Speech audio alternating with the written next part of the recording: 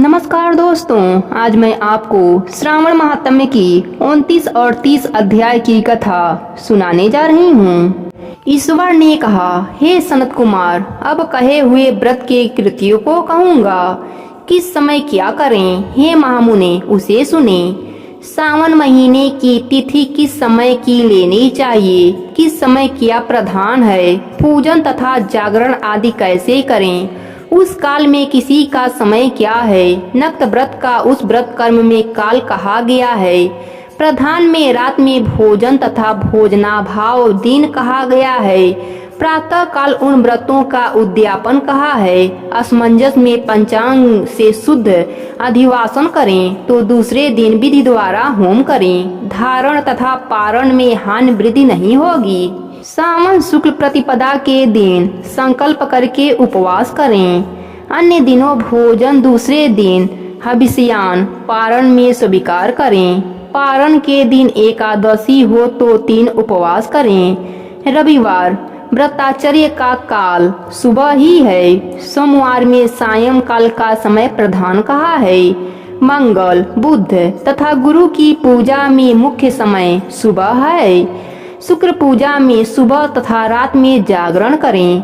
नृसिंह तथा शनि की पूजा शाम को करें। शनि व्रत दान में मध्याह्न मुख्य है। हनुमान की पूजा मध्याह्न तथा अश्वत्थम पूजा सुबह में होती है। हे वश्य, रोटक व्रत में प्रतिपदा का तथा सोमवार सहित त्रिभुजोत्तम स्वीकृत है, नहीं तो पहले की तिथि ज्ञान है। उदुम्बरी द्वितीया सायावनवापिनी द्वितीया युक्त है, दोनों दिन सायंपनी हो तो पूर्वकाली लें। स्वर्ण गौरी में चतुर्थी तृतीया है। गणेश पूजा में तृतीया विधि चतुर्थी है। नाग पूजा में षष्ठी युक्त पंचमी है। सुपर्दन व्रत में सायव्यापनी सप्तमी युक्त षष्ठी है। देवी के पवित्रारोपण में रात्रि युक्त अष्टमी तिथि है। कुमारी में रात्रि व्यापनी नवमी उत्तम है। आशा में रात्रि व्यापनी दशमी है। हे मुनि, दशमी विद्या एकादशी आह्वान है, उनके वेद को सुनो। अरुणोदय समय दशमी वेश वैष्णव के यहाँ होता है। सूर्योदय समय में स्मार्तों के यहाँ दशमी वेद होता है। यह वेद निंद ही है। रात का अंतिम प्रहर आधा होता है। इस रीति द्वारा व्यापनी त्रयोदशी है। द्वितीय प्रहर व्यापनी हो जाने से प्रसव होती है। शिव पवित्रारोपण में चतुर्दशी रात्रि व्यापनी है। हे वश्य, मैंने यह कर्मों का काल निर्णय कहा है। इस अध्याय को जो श्रवण करता है, श्रावण महीने के सब व्रतों का फल पा लेता है। ईश्वर ने कहा, आपसे मैंने जो कुछ सावन महीने का महात्म्य कहा, वह 100 सालों में भी उस मास का वर्णन नहीं हो सकता। इसे मेरी प्रिया सती ने प्रजापति दक्ष के यज्ञ में अपने देह का होम कर हिमालय की पुत्री हो इसी सावन महीने का सेवन किया, जिसके द्वारा उसने मुझे प्राप्त किया। अतः यह महीना मुझे बहुत प्रिय है। इस महीने में न तो अधिक ठंडी होती है, न अधिक गर्मी होती है। इस सावन महीने में वैदिक मंत्र सफेद भस्म का लगता है, जो मिश्रित 12 त्रिपुंड धारण करता है। मस्तक, छाती, नाभि, दोनों भुजा, दोनों कुल्हा, दोनों कंधा, सिर और पीठ में मानस्तक इस मंत्र में सजो जातक इसे खंडच मंत्र से सर्वज्ञ में भस्म सुशोभित करे। शरीर में 108 रुद्राक्ष को धारण करे। 32 रुद्राक्ष कंठ में, 22 मस्तक में, 12 दोनों कानों में, 24 दोनों हाथों में, 8 दोनों भुजाओं में, 1 भाल में और 1 शिखाग्र भाग में ग्रहण करे। इस प्रकार 108 रुद्राक्षों से अपने देव को सुशोभित कर मेरी पूजा करे। पंचाक्षर मंत्र नमः शिवाय जापी हो। हे विपेंद्र, ऐसी करने मात्र से सावन महीने को मेरा प्रिय जानकर इस महीने में केशव तथा मेरी पूजा करें। मुझे उसमें कृष्ण जन्माष्टमी अधिक प्रिय है। इसी दिन देवकी के गर्भ से हरि प्रादुर्भाव हुए। हे विपेंद्र, यह मैंने सावन महीने का लेस मात्र महात्म्य कहा।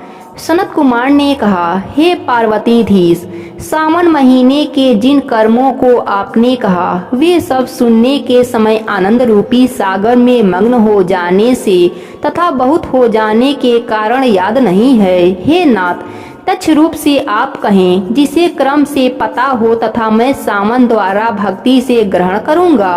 ईश्वर ने कहा, समाहित हो, शुभ अनुक्रमणिका सुनो। शौनक का पूर्व प्रश्न है, अनंतर सूत का उत्तर है। सुनने वालों के गुणों की कथा, आपके प्रश्न और सावन मास की स्तुति। हे मुने, फिर उत्तम क्रम से जिसमें सब उद्देश्य है। विशिष्ट तरह से आपका प्रश्न नस्त व्रत, रुद्राभिषेक तथा लक्ष्य पूजन विधान, दीपदान महात्म्य, किसी प्रिय चीज को छोड़ना, रुद्राभिषेक फल, रुद्राभिषेक का पंचामृत से फल, भूम शयन तथा मौन व्रत, फल धारण पारण, विधि कथन, कोटि लिंग विधान, आनंद व्रत कथन, हविष्यान भोजन, पत्तल पर भोजन, पाक त्याग, भूम शयन, सुबह नहाना, 10 और सम कथन, स्फटिक आदि में लिंगों में अजपा जप पूजन फल, प्रदक्षिणा, नमस्कार, वेद पारायण, पुरुष सूक्त विधि, ग्रह यज्ञ विधि, क्रम से रवि चंद्र तथा भौम का व्रत कथन, बुध और गुरु व्रत, शुक्र के दिन जीविंतिका व्रत, शनि के दिन नृसिंह व्रत, शनि हनुमान और पीपल व्रत कथन, रोटक व्रत तथा औदुंबर व्रत महात्म्य, स्वर्ण गौरी तथा दुर्गा गणपति व्रत कथन, पंचमी में नाग व्रत, षष्ठी को सुपोदन, सप्तमी को शीतला व्रत तथा पवित्रारोपण विधि, नवमी को दुर्गा कुमारी पूजा, दसवीं को आशा व्रत, एकादशी द्रव्य व्रत, द्वादशी को विष्णु प्रियर्थ पवित्रारोपण, त्रयोदशी को कामदेव व्रत, चतुर्दशी को शिव प्रियर्थ पवित्रारोपण, पूर्णिमा को उपकर्म, सत्संग तथा श्रवण कर्म, हयग्रीव जयंती महोत्सव, सभादीप, रक्षाबंधन तथा गणेश का संकटनाशक व्रत, कृष्ण जन्माष्टमी व्रत तथा कथा विधि पिठोर व्रत, पोलाशयक, वृष व्रत, दर्भ संग्रह, नदियों का रजस्वाला समय, सिंह संक्रांति में गौ प्रसन्न होने पर शांति, कर्क सिंह सावन के दान स्नान युक्त, मास महात्म्य में श्रवण कथन, व्यास पूजा, अगस्त ऋषि अर्ध विधि, कर्म तथा व्रतों का फल, निर्णय तथा मास महात्म्य श्रवण द्वारा महीने के सब व्रतों का फल भागी होना। हे सनत कुमार, आप अपने मन में इसी क्रम को ग्रहण करें। इस अध्याय को जो श्रवण करता है तथा जो सावन महीने के संपूर्ण महात्म्य को श्रवण करता है वह महीने के सब व्रतों का फल प्राप्त करता है। हे विप्रे, अधिक कहने से क्या लाभ। इस सावन महीने के किसी एक व्रत के करने से वह मेरा प्रिय पात्र बन जाता है।